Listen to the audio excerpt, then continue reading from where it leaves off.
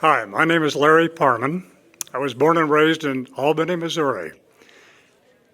So it's August 2nd, 2026, and we're here in Chillicothe celebrating the memory of Jerry Litton, his family, Charlie and Mildred. We can't forget them. So I have a lot of fond memories of the Litton family. I was actually introduced to Jerry by his father, because my father, Vance Parmon, and Charlie served on a bank board together. And Charlie decided that Jerry and Larry absolutely had to meet one another. So he brokered that meeting, and I think it was 1972 or 1973. Darlene and I had just moved to Kansas City, and Jerry was just beginning his service in Congress. And we stayed close, stayed in touch from time to time. And then when he ran for the Senate, we decided to become a little bit more involved. And I'll never forget asking my employer at the time if I could take a 6-month sabbatical to work for the Litton campaign. And my employer, being a loyal Republican, refused. So we had to work part-time. So as I categorized my involvement with the campaign, it was a little bit of being an outsider with opportunities for inside peeks that were very interesting and very informative. It was really my first foray into politics. But as I spent more time with him, sometimes, for example, showing up at 4 a.m. at the Hilton Hotel next to the Kansas City airport, and Jerry might have come back from campaigning for 24 hours, went to bed at midnight, got up at 3:30, called a meeting for 4 a.m., and there he was, and I'll never forget him walking around the room, shirt on, no tie yet, holding that Norelco electric 3-bladed razor, trying to shave and talk and plan for the day at the same time.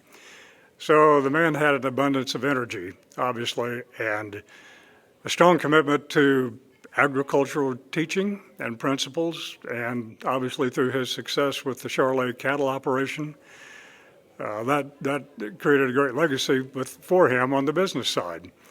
So I remember a lot of interesting incidents through the campaign. I'm not sure that people that spent more time with him during the day than I did would remember more clearly than I, but I don't think I ever saw the man turn down a piece of pie and a cup of black coffee. I think people talked about his energy, and my assertion was he was caffeinated all the time. But hearing stories last night from a group that met in Kansas City, while Jerry appeared to not get much sleep, it was reported that between campaign stops when he was in the car, he would catnap anytime he could catch 20 or 30 minutes to catch up on his sleep, he would do that. We all remember him as not only a great spokesman for his industry, but a terrific spokesman for the people of Northwest Missouri, or as I should say, Missouri. And not only that, but for people worldwide, because his feeling was that if farmers just received a fair deal, that they had the capacity to feed the world.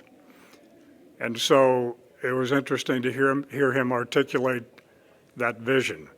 I think what really captured my attention during that campaign as we look back on it 50 years later, I made the point last night over dinner, I really believe that campaign was the seed of how many campaigns are run even today. And that dialogue with Litton program that showcased his unique ability to develop rapport with even hundreds of people in the audience, as if he was speaking to each of them one-on-one. And then on the other hand, the ability to sit down over a cup of coffee with someone one-on-one and have a visit with them that made them feel like he had known this man forever. So it was exciting to watch that, and I'll never forget being at the kickoff in February of 1976 in Columbia, and it was 25 degrees out, snow on the ground, the roads were icy, and well over 1,000 people. I think maybe some people said even 1,500, but it was a whole ballroom full of people that showed up at the Ramada Inn in Columbia. And I'll never forget, I didn't know this till after the fact, but as he's making his presentation, he's essentially outlining exactly the steps he planned to take to win the nomination. And some of us in the back of the room were sitting there thinking, why in the world would you do that? But he had no fear and total confidence that his message would ring true with the voters of Missouri, the only challenge being, how do you elevate that understanding and that knowledge from a 2 or 3% name recognition factor to enough to win in that very challenging 3-person race that included former Governor Hearns and sitting Congressman Jim Symington, who, as we all know, was the son of famous Senator Stuart Symington. So I could go on and on. This has been a long enough video, but thanks for the opportunity to share some of my memories about this terrific guy and the terrific wife and Scott and Linda. Interesting, and you don't need to add this, but almost 2 years to the date after Jerry was lost, I left my work in downtown Kansas City and I stopped by St. Luke's Hospital, which I'd done probably, I don't know, 8, 10, 12 times, because Charlie was in the hospital battling cancer. And I went home that night and Darlene asked how Charlie was. And I said, for the first time that I've spoken to him in the last year, Charlie talked about the future. And I felt so excited about that. I thought, you know what, this guy's gonna make it, he's gonna do okay. And less than 10 minutes later, I received a telephone call that my dad had been killed underneath a tractor on the farm in northwest Missouri.